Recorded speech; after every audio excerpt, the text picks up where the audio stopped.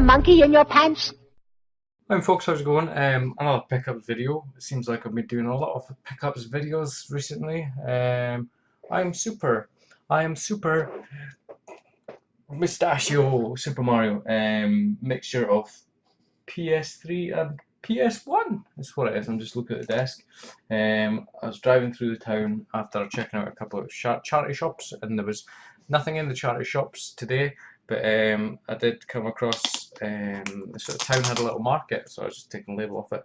A little market, which I never ever bothered looking into because I thought it was quite crap. But it had a wee bit of stuff there, and lo and behold, I walked through, and there was quite a huge sort of stall, if you like, a market. It's like, can you call it a market? It's like a glorified mini car boot thing, if that, quite small. But surprisingly, there was a guy there with a huge table, loads of Game Boy Advance, loads of PSP, some PS1, loads of PS2, loads of Xbox 360, loads of Xbox original, PS3, a couple of PS4, like 2 games, and then music CDs and stuff like that. But I actually thought, are you the man that goes around these charity shops before me and fucking steals this shit from the charity shops that I want and stick them on your stall?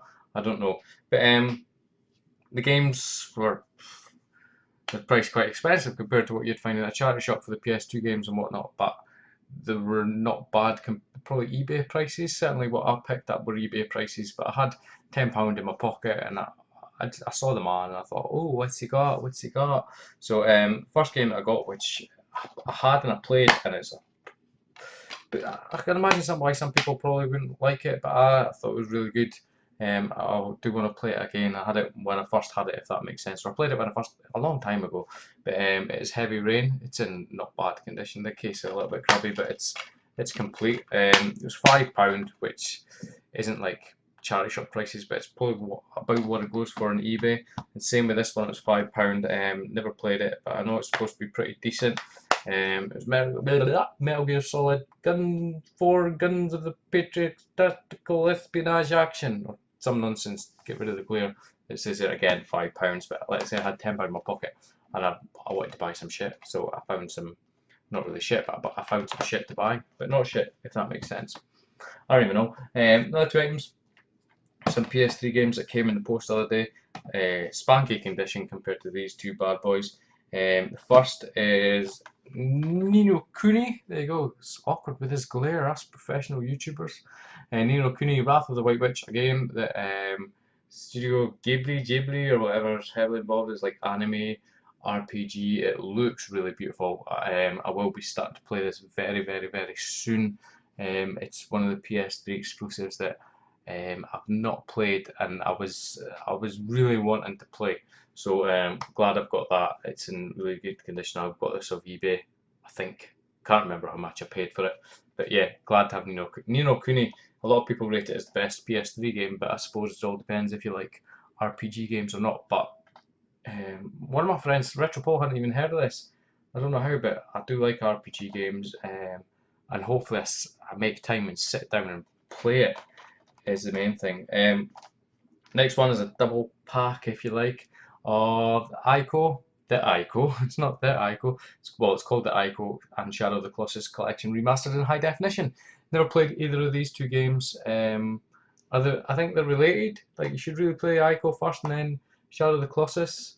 I don't know. I heard of Ico, never really played it or seen it before running. I know there's two sort of pretty classic iconic PS2 games that I don't have for the PS2. I've never ever played before. I have seen Shadow of the Colossus a long time ago at my mate Retro Paul house when he had a PS2. This is like when he had a PS2 the first time. I remember walking into maybe his parents' house at the time. He was sitting in the living room playing Shadow of the Colossus, and I seen him climbing up a huge beastie. Colossus, I suppose is what they're called, and I was like, whoa, that looks pretty cool. But at the time, I never really had PS2 or wasn't really into PS2. I think I had an Xbox original, and I mostly played on the PC at the time. But yeah, glad to have these two. I know they're both supposed to be really, really good games, and yeah, genuinely, these are another two, as well as Ni no Kuni, that I want to make time and make sure that I do sit down and play properly. because they both look kind of interesting to my face. Next bunch are PS1 games. I'm doing alright with PS1 games in charity shops and stuff recently. I won an auction actually, sort of on a Facebook group. I've not got it all here, but it was for a PS1. It was for two. Hold on, I'm putting it back down where I got it from. Two official memory cards, a see-through greeny one and a proper grey one, and two normal non-analog controllers, and all of these games here for £14 postage, which I was like, hey, that's all right. And just so happens, I've got that PS1 and I've got my normal PS1 that I use, and then I've got Slim, if you know what I mean. But my original style PlayStation 1 is mod chipped. I got it like that. I've never even used it or taken advantage of it, but I noticed it was starting to struggle to read discs. So if nothing else, I raped the newer one, which was in worse condition, but I'd raped the laser unit out of that and put it into my old one, and it works fucking fine. So yeah, and the games that I got with it as well for £14 postage, I think, was well worth it. First game I got was Well 9, so a 2D/3D 2.5D, so we'll call it platformy type game of some sort, I think. Never played it, so I don't really know much about it. Next game, I know what it is. And these are all box complete, pretty decent condition. It's Tekken 3. I have played all the Tekkens from back in the day. I remember looking at like magazines, like I remember like you would grab somebody, especially with the wrestler woman, and you'd have to press this button, this button, this button, this button, this button, this button, this button, this button, this button, up, down, this button, to pull off some ridiculous combo. Nowadays, I probably wouldn't even know what half the moves are, but Tekken 3, I needed that. Next game, which I'm glad to have actually, I was wanting this, and it's boxed and complete with the map. I was genuinely wanted this anyway, and just so it happened to be in the bundle, I was like, cool. It's the original Grand Theft Auto for the PlayStation 1, where it all started. I remember playing this when I first had my PS1, sitting in my bedroom at my parents' house. It's pretty cool. I remember being quite tough compared to nowadays, let's hold your hands style Grand Theft Auto. But yeah, I wanted that. It's complete with the map and instructions, which is pretty cool. Another game, which again is what I wanted. I was looking for this anyway, not looking for it, but it was on my radar, is Doom. It's the best of infograms. I can never say that word, Doom. It's obviously normally that Doom picture would be fully expanded and taking up the whole thing, but it has, what's it got?